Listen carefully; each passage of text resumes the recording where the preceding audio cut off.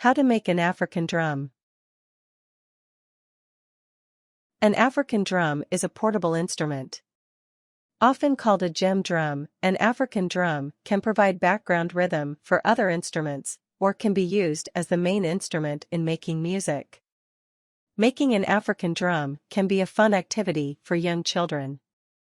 There are a variety of methods you can use to make your own African drum. Method 1. Using disposable cups. 1. Gather your supplies. You can make a simple African drum using disposable cups. This is an easy and non-messy activity that is great for very young children. First, you'll need to gather the necessary supplies. You'll need styrofoam, paper, or plastic drinking cups. You can wash used disposable drinking cups and use them for crafts.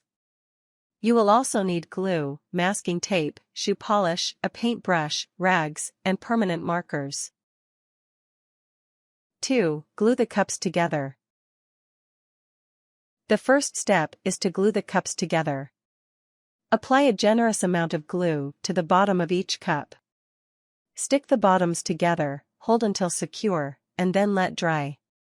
If you're doing this activity with kids, they should be able to manage this step on their own. However, if you're working with a large group of children, it may be easier to prepare the cups yourself ahead of time. Young kids especially may be impatient waiting for their cups to dry and want to hurry into the decorating process. 3. Cover the cups in masking tape. Once you have the cups prepared, cover them in masking tape. This creates a surface on which children can color and decorate the cups. Use strips of masking tape 4 to 5 inches in length. If you're doing this activity with kids, you can allow them to tear off their own masking tape. Coat the drum in small strips of masking tape, overlapping as needed so the whole drum is covered in a layer of tape. 4. Add shoe polish. Now, you'll add the shoe polish. This will give your project a color similar to a traditional African drum. Use your paintbrush to brush a layer of shoe polish over the masking tape. Then, take a clean rag and wipe off excess polish. Allow the drums to sit until they're dry to the touch before use. If you're working with kids, use your judgment regarding shoe polish. If you feel your kids are old enough to handle applying it on their own, allow them to do so with supervision. Very young children, however, may make a mess when using shoe polish. If you decide to let your kids apply the polish alone, have them wear old clothing or provide them with smocks. Shoe polish can smear easily. Method 2. Trying a garden pot. 1. Gather your supplies. For a sturdier drum, you can use a garden pot or planter pot. This activity requires a bit more skill. It might be fun to use with slightly older children. To begin, gather the necessary supplies. You will need a garden pot or planer made with a terra-cotta covering. It should have a 7-inch diameter. You should be able to find this at a local gardening or craft shop. You will need a plastic lid big enough to fit over the pot. You can use a disposable food storage lid. You will also need another lid that goes with a sturdy plastic container. The pot should be able to sit comfortably on this container. You can buy a plastic container at a local craft shop.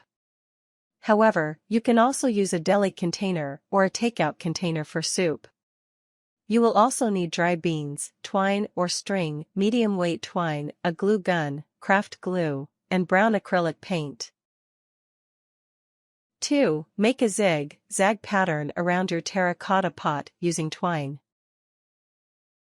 To start, loop the twine around the planter in a zig-zag pattern. To do this, use the glue gun to add a dab of glue to the top and bottom of the string on the points forming the zig-zag. Press down on the string for a few seconds after applying glue to make sure it stays in place. If you're working with a child, help him during this process. It can be helpful to show him zig-zag patterns online to get a sense of what he should be creating. A child should not operate a glue gun without supervision.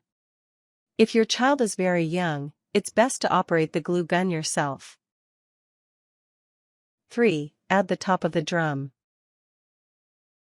Once the zig-zag pattern is created, you can add the top of the drum. To do this, you'll need your plastic lid. Apply a thin line of glue running along the rim of the storage container lid. You can have your child do this as well, with your supervision. Press the lid onto the top of the planter. Hold for a few seconds. 4. Paint the plastic container. The plastic container will form the bottom of your drum. This should be painted brown to match the pot. You can have your child paint the container, or you can do so yourself if your child is too young. Allow the container to dry completely before continuing. How long the drying process takes depends on how much paint you used and the specific brand. 5. Create the base of the drum. Once the paint is dry, you can create the base of your drum. To start, apply glue to the bottom of the planter. Use a generous amount. Press the bottom of the plastic container against the bottom of the planter. Hold until secure. From here, fill the container at the bottom with dry beans. This will weigh down the drum, allowing it to be more stable when played. Seal the container with the lid when you're finished. Method 3. Decorating your drum. 1. Learn about the appearance of a Djembe drum. A Djembe drum is typically goblet-shaped. The top is usually made with goatskin and traditionally made from wood. Ropes usually tie the goatskin in place, holding it down in a somewhat zig-zag pattern. The shoe polish on the cup design and the terracotta pot and painted containers in the pot design both imitate the wood covering of a Djembe drum. If you did the terracotta design, you'll already have made some zig-zags. If you're using cups, you can draw or paint on zig-zags to mimic an authentic design. This will get you started in terms of making realistic designs. 2. Familiarize yourself with symbolic decorations. There are certain carvings you may find on traditional African drums. These can represent different aspects of life and culture in different parts of Africa. You can try adding such designs using stickers, paint, or other craft supplies to make your project more authentic. Various animals may represent different things on a drum. A crocodile is considered one of the first creatures on Earth in some African cultures, for example. A python is often associated with divination and fortune-telling. Chickens can represent possibility and sacrifice. Fish can represent wealth and happiness. A padlock can represent power and control. Some occupations also hold significance. Drawing a blacksmith, or a blacksmith's tools, on your drum can symbolize transformation or fire. Keep in mind symbolism varies from culture to culture. You might want to get a sense of how symbolism is used and then use symbols from your own personal life and culture on your drums. For example, if a particular animal has special symbolism to you, you could put that on your drum. 3. Provide markers and paint. You can add decorations by simply using paint and markers. This may be the simplest option when working with young children. Both masking tape and terracotta are easy to paint or draw on with markers. With the terracotta project, beads of glue from the zig-zagging process may be visible. These can be covered up with the use of paint or markers. When working with children, provide smocks or have your kids wear old clothing. Paint and markers can get messy. 4. Use stickers. If you're doing any of the above projects with very young children, consider providing them with stickers. These may be easier to use. Look for African-themed stickers, such as stickers featuring animals you would find in the region. You may be able to find stickers involving countries from Africa online. These can help make the project educational. 5. Consider construction paper. Construction paper can also be a fun addition to an African drum project. You can have your kids cut the paper into shapes and glue them onto their pots or cups. Construction paper can make a variety of fun patterns that can be added to the African drums.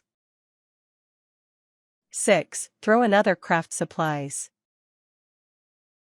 You can stop by a local craft store and pick up things like beads, feathers, puff balls, pipe cleaners, and other fun craft accessories. If you're working with young children, they'll have fun gluing such supplies to their drums. Young kids often appreciate getting a little zany or silly for their projects. Don't be afraid to think outside the box by providing a medley of fun craft supplies.